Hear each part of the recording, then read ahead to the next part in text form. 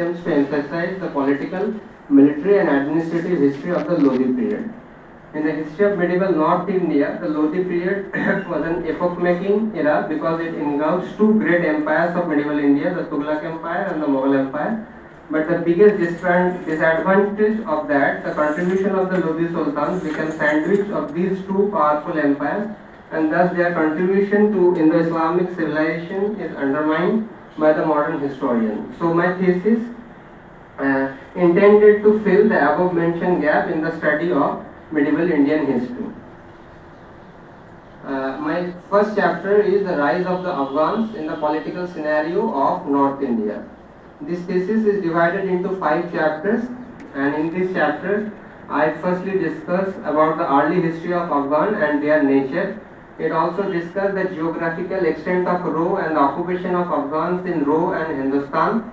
This chapter also focuses on the immigration of Afghans to Hindustan into 3 phases: in pre-Ghaznavite time, in Hindu Shahi and Ghaznavid era, in Ghurid and Delhi Sultanate age. Until now, the modern historians of medieval India emphasize on the struggle and contribution of Bahadur Lodi in the establishing the first Afghan empire in India in the mid 15th century, but it was not a sudden emergence to power, rather it was a long drawn historical process of more than 3 centuries of hardship, struggle and migration. Among the modern historians, I.F. Siddiqui alone traces and examines the historical background and gradual rise of the Afghans. Zulfikar, you are reading it out, and I don't think by this speech you will be able to, give us a summary in say 10 to 12 minutes. But I can go to what we have in your different chapters. Okay, ma'am. So try to be more concise and more precise, telling us what exactly you have in it. Okay, ma'am. So read it out like that. Okay, ma'am. I am just mentioning the points, ma'am, not going into detail. So, ma'am, in this chapter I also discuss systematically Afghan migration into India from pre-Ghaznavite time to the foundation of the Delhi Sultanate. Lastly, in this chapter I also discuss the recruitment and status of Afghans under Mamluk, Khalji and Tughlaq Sultans. In the chapter 2 is establishment of Lodi hegemony at Delhi. In this chapter I basically discuss about the power of the Lodi Afghans to the seat of governments in the Delhi Sultanate, but before that I also discussed the invasion of Timur and its effects on Delhi and the subsequent provinces, and how Malwa, Jaunpur and Gujarat and many other regional kingdoms came into existence, and Lodis also occupied the position in 15th century, in the middle of the 15th century. So in this chapter, ma'am, I basically discussed all these things, how Bahadur Lodi established the first Afghan empire in India. In chapter 3rd, I discussed the chapter 3rd is political and military relation of the Lodi Sultans with the regional power. So in this chapter, ma'am, I basically discussed the emergence and importance of powerful regional empire kingdoms in 15th century. And their geopolitical and military relation with the Lodi Sultans, particularly when the Jaunpur kingdom, the kingdom of Malwa and the Rajput states, and how Lodi Sultans, particularly Bahadur Lodi and Sikandar Lodi, dealt with the Shaki Sultan is the major theme, and I'll also discuss their relation with Malwa and Jaunpur and Rajput states. My fourth chapter is, ma'am, the administrative and military organization under the Lodi Sultans. In this chapter, I discuss about the nature of the Lodi monarchy first.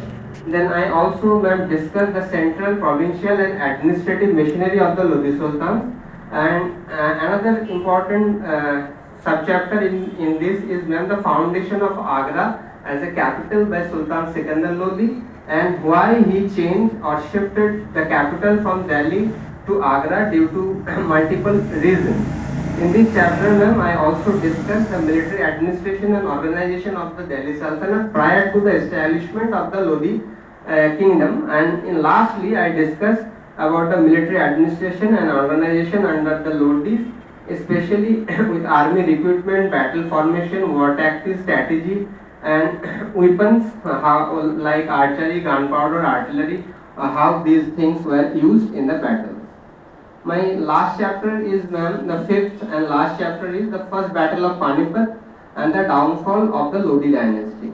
When in this chapter, I basically discuss when Sultan Ibrahim Lodi became Sultan after his father's death, his relation with his senior Afghan nobles and internal revolts make the Lodi kingdom internally weak and feeble, and this gave a great opportunity to Babur to invade India, and he led 5 expeditions from 1519 to 1526 from Kabul, and finally in 1526 he was successful, and the final chapter of the Delhi Sultanate was closed. And lastly, I discuss in this chapter that the causes for the defeat of the Lodis, despite having the army of 1 lakh soldiers and 1,000 war elephant against Babur 12,000 army at Panipat. Ma'am, in conclusion, I can say that the army of the Lodi Sultans of writing a thesis on the army of the Lodi Sultans of Delhi and Agra is a tricky subject, because particularly the contemporary and near contemporary sources are very limited, which directly deal with the military aspects of the period. So ma'am, I largely encompasses the political, military and administrative history of the Lodi Sultan.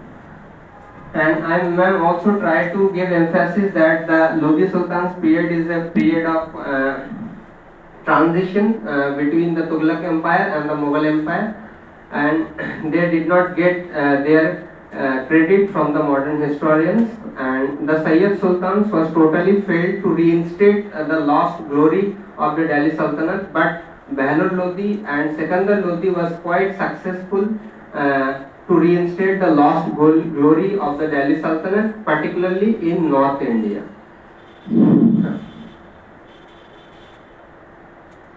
Okay, thank you so much.